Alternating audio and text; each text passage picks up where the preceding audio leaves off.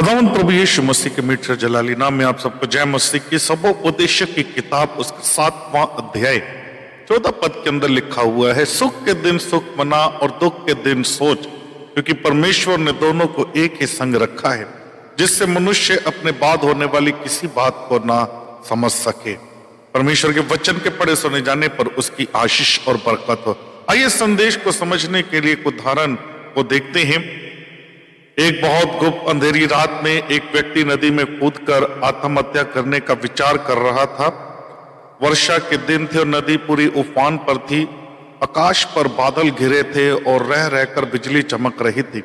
वो शख्स काफी धनी व्यक्ति था, लेकिन अचानक हुए घाटे से उसकी सारी संपत्ति चली गई थी। उसके भाग्य का सूरज डूब गया था।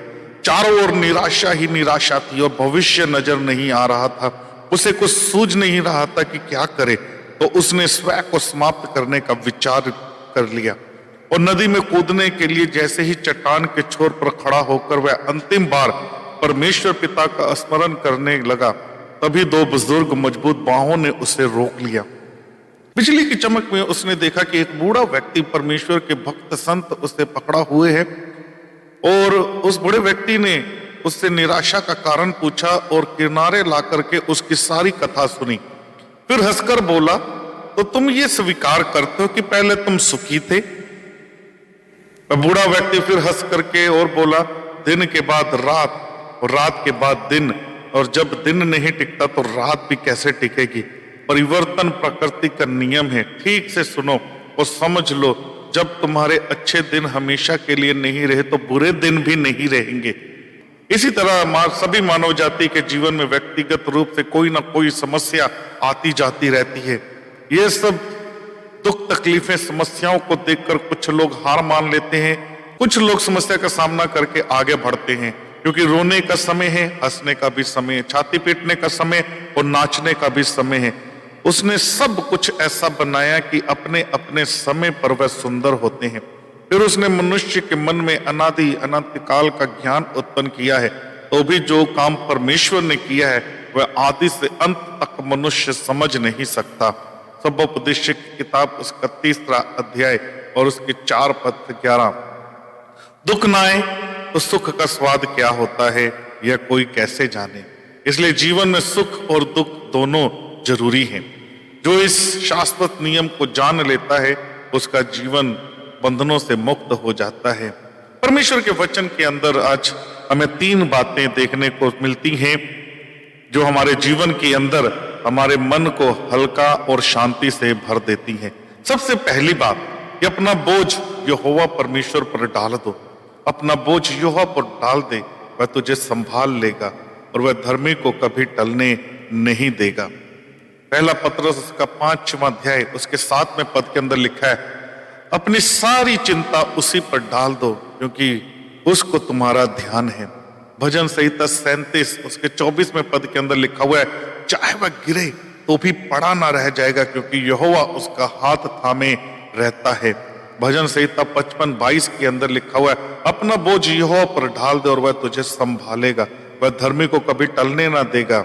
आज के इस भागदौड़ की दुनिया में हर किसी को कोई ना कोई समस्या, बोझ, कर्ज, तकलीफ है, पर हमें इस बोझ के बारे में अधिक सोचने से वह हम पर अधिक दबाव बनाता है। फिर जीवन का आनंद टेंशन में और अशांति में बदल जाता है।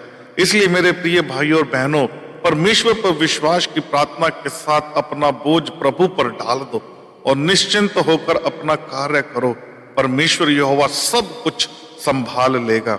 दूसरी बात परमेश्वर के वचन के अंदर हमें देखने को मिलती है, अपनी सारी चिंता उसी पर डाल दो, क्योंकि उसको तुम्हारा ध्यान है। पहला पत्रस का 5वां अध्याय उसका 7वें पद के अंदर। हाँ मेरे प्रियो, हर एक जिम्मेदार व्यक्ति को अपने परिवार और वर्तमान की चिंता होती है।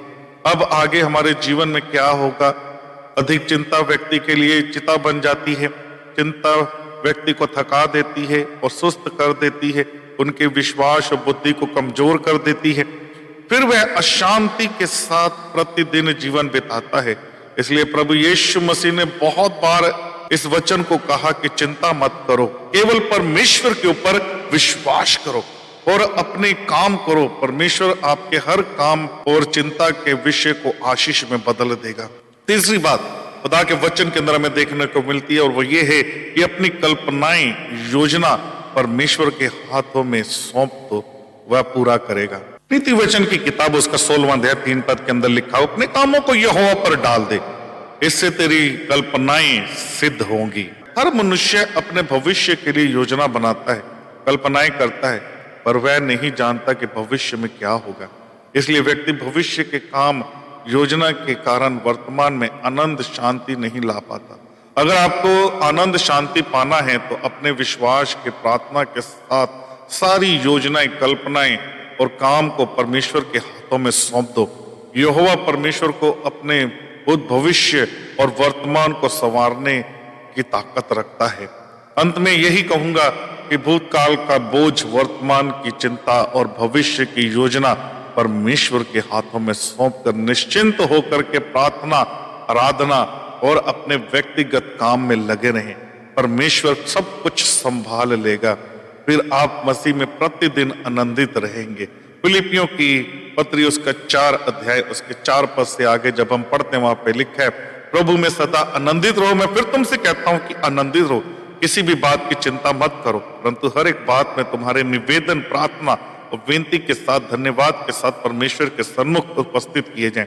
तब परमेश्वर की शांति जो समझ से बिल्कुल परे है, तुम्हारे हृदय और तुम्हारे विचारों को मसीह यीशु में सुरक्षित रखेगी।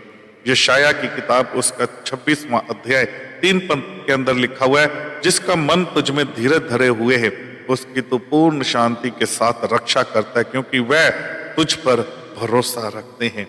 तो परमेश्वर अपने वचन के द्वारा हमारे जीवन के अंदर शांति लेकर के आता है। परमेश्वर अपने वचनों के द्वारा हमारे जीवन के अंदर सुख लेकर के आता है। चाहे हम दुख की घड़ी में से गुजर रहे हो, तब भी परमेश्वर जो है हमारे जीवन को संभाल लेता है। खुदावंद जो है हमारे जीवन के अंदर आशीष लेकर के आता है, हमारे जीवन के अंदर बरकत लेकर के आता है। God bless you all. प्रभु आप सबको बहुत सारी आशीष और बरकत दे। आमीन।